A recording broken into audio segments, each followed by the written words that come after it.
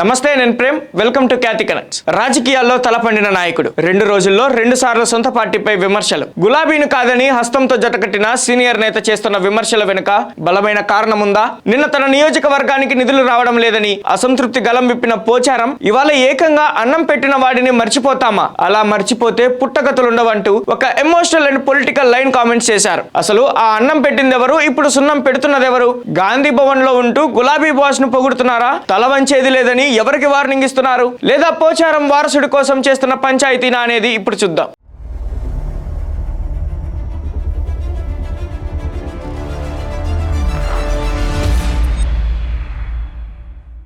అన్నం పెట్టిన వాడిని మర్చిపోతామా, అలా మర్చిపోతే పుట్టగతులుండవు అంటూ పోచారం చేసిన వ్యాఖ్యలు ఇలా ఉన్నాయి. అయితే రాజకీయాల్లో అన్నం పెట్టడం అంటే రాజకీయ జీవితాన్ని ఇవ్వడం, పదవులు ఇవ్వడం అంటుంటాం. ఉమ్మడి రాష్ట్రంలో మంత్రిగా ఉన్న తెలంగాణ వచ్చాక పోచారానికి కేబినెట్ బెర్త్ ఇచ్చి ఆ తర్వాత ఏకంగా శాసన సభాపతిగా అత్యున్నత స్థానంలో కూర్చోబెట్టింది మాత్రం గులాబీ బాస్ కేసీఆర్ అన్నది అర్థమవుతుంది. దీంతో ఇప్పుడు పోచారం చేసిన ఈ కామెంట్స్ కేసీఆర్ ను ఉద్దేశించే అన్న టాక్ బలంగా వినిపిస్తోంది. తాను కాంగ్రెస్ లోకి వెళ్లిన కేసీఆర్ చేసిన మేలును మర్చిపోలేదని ఆయన పరోక్షంగా సిగ్నల్స్ ఇస్తున్నారా? అవసరమైతే మళ్ళీ గులాబీ గూటికి గర్వాపసి అయ్యేందుకు గ్రౌండ్ ప్రిపేర్ చేసుకుంటున్నారా అన్న చర్చ రాజకీయ వర్గాల్లో హీట్ పుట్టిస్తోంది. ఏదైనా పోరాటం చేసి సాధించుకుంటా కానీ తల వంచే రాజకీయ నాయకుడిని కాదు నేను అని తేల్చి పడేశారు. అయితే పోచారం చేసిన ఈ డైలాగ్ ఎవరికి కౌంటర్? ఇక్కడ అసలు విషయానికి వద్దాం. గడిచిన ఎన్నికల సమయంలో బాన్సవాడ నుంచి పోటీ చేయడానికి ఇష్టపడటం లేదని స్వయంగా పోచారం శ్రీనివాసరెడ్డి ప్రకటించారు. అయితే కేసీఆర్ మాత్రం కుదరదంటే కుదరదు, తప్పనిసరిగా పోటీ చేయాలని కోరారు. వయసు రీత్యా తాను ఎన్నికలకు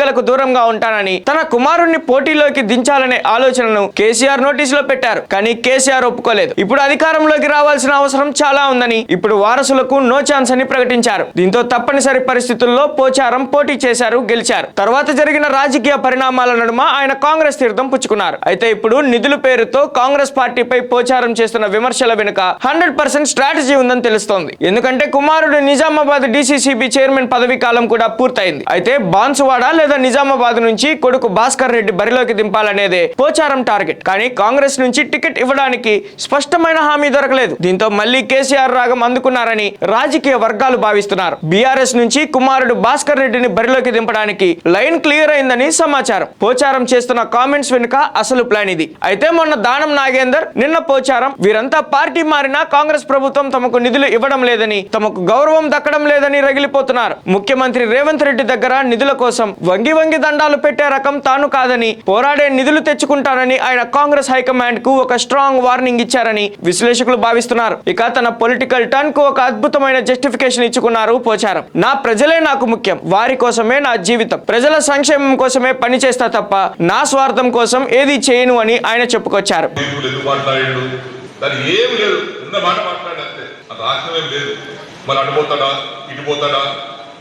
నా ప్రజల కోసమే నా జీవితం, ప్రజల సంక్షేమం కోసమే నా ఆలోచన, కార్యకర్తల బాధలు తీరడానికి నా ఆలోచన.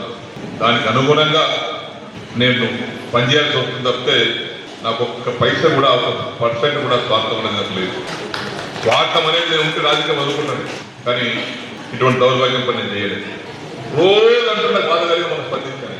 పోచారం శ్రీనివాసరెడ్డి ఉరికెన వేట, ముఖ్యమంత్రి గారికి ఉరికెన కలిపిండా, ఆయన స్వార్థం ఉంది.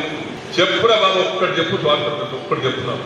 తాను పార్టీలు మారినా ప్రభుత్వాన్ని నిలదీసిన అదంతా బాన్సువాడ ప్రజల కోసమేనని ఒక సేఫ్ గేమ్ ఆడుతున్నారు. నేను ఉన్న విషయాన్నే మొన్న చెప్పాను అంటూ తన పాత కామెంట్స్ పై ఏమాత్రం వెనక్కి తగ్గేదే లేదని కుండబద్దలు కొట్టారు. చూశారుగా, ఒకవైపు నిధుల కోసం సర్కార్ పై ఫైట్ చేస్తానంటూనే మరోవైపు అన్నం పెట్టిన వాడిని మర్చిపోనంటూ ఆయన చేస్తున్న ఈ డబుల్ మైండ్ గేమ్ ఇప్పుడు హాట్ టాపిక్. మరి సొంత పార్టీలోనే ఉంటూ ప్రభుత్వాన్ని ఇరుకున పెడుతున్న పోచారం వ్యాఖ్యలపై సీఎం రేవంత్ రెడ్డి, కాంగ్రెస్ అధిష్టానం ఎలా స్పందిస్తోంది? కేసీఆర్ పై పోచారం చూపిస్తున్న ఈ ఆకస్మిక ప్రేమ తెలంగాణ రాజకీయాల్లో ఇంకెన్ని మలుపులకు దారితీస్తోంది? నిధులు రాని జంపు జిలానీలు అంతా ఒకటై కాంగ్రెస్ కు రివర్స్ షాక్ ఇస్తారా? వేచి చూడాల్సిందే.